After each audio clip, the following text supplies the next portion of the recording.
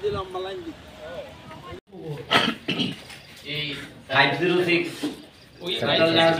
পিতার নাম দেবেন্দ্র কুমার নাথ, পিতার নাম সুভাষ শর্মা।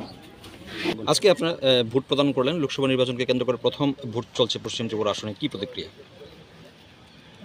ভোট তো সকালবেলা থেকে শুরু হয়েছে, 7টা থেকে শুরু হয়েছে এবং উৎসবের মেজাজে ভোট চলছে। যদিও বিভিন্ন জায়গায় মেশিনগুলি ডিস্টার্ব করছে, লেফুঙ্গা ডিস্টার্ব করছে, তার এরকম বেশ কয়েকটা জায়গায় মেশিন ডিস্টার্ব করছে, যদিও পাল্টিয়ে দিচ্ছে, কিন্তু বেশি জায়গায় ডিস্টার্ব হচ্ছে এবং আমার মনে হচ্ছে একটু স্লো হচ্ছে। আর বিভিন্ন জায়গায় যে মেশিনগুলো রাখা হয়েছে একটু অন্ধকার দেখা যাচ্ছে, সেই জন্য ভোটাররা কীভাবে ভোট দিতে পারছে আমি জানি না।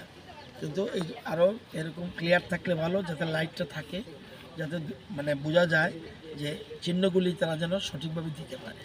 ভোটারদের ট্রেন্ড কীরকম দেখে দেখছেন? এটা একতরফা ভোট হচ্ছে। এটা আমি যদি আমার ক্ষুদ্র রাজনৈতিক জীবনে যতগুলি ভোট দেখেছি, এই ভোটটা একটু ব্যতিক্রমী মিনস মানুষের সংখ্যা আপনারা এখানেই দেখছেন, বিরাট লাইন ধরে আছে, পুরুষদের লাইন, মহিলাদের লাইন। তো উৎসবের মধ্যে বোঝা যায় ভোট দিচ্ছে এবং ভোটটা একতরফা হচ্ছে এবং আমার ধারণা বেশিরভাগ ভোট যাচ্ছে বিপ্লব দেবের পক্ষে, বিজেপির পক্ষে মানুষ ভোট দিচ্ছে, এটা আমার মনে হয়েছে। কারণ মানুষের এপিয়ারেন্স দেখলে আমরা বুঝতে পারি এবং উন্নয়নের পক্ষে ভোট দিচ্ছে সবচেয়ে বড় কথা। এবং কেন্দ্রে শক্তিশালী সরকারের জন্য এবং একটা যেন শক্তিশালী সরকার হয়, আগামী দিনে যে এক ভারত শ্রেষ্ঠ ভারত, এই যে চিন্তাধারাটা এবং বিকশিত ভারত এবং পৃথিবীতে যেন ইন্ডিয়া খুব গুরুত্বপূর্ণ স্থানে থাকতে পারে, এটার ভোট হচ্ছে। এই জন্যেই এবং মোদিজিকে দেখে মানুষ ভোট প্রদান করছে।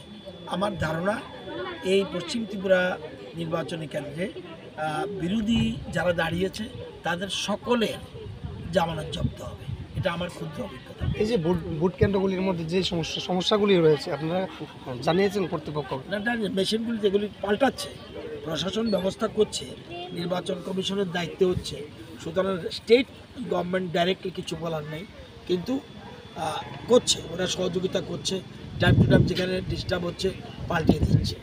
আর সব জায়গায় সিকিউর রয়েছে, কোনো জায়গায় ছোটো দু একটা ঘটনা এরকম একটু ভুল বোঝাবুঝির জন্য দু একটা বাইরে ঘটনা হয়েছে, এটা কিছু না। সবটা আমাদের মোহনপুরে বিধানসভা কেন্দ্রে সব জায়গায় শান্তিপূর্ণ হচ্ছে।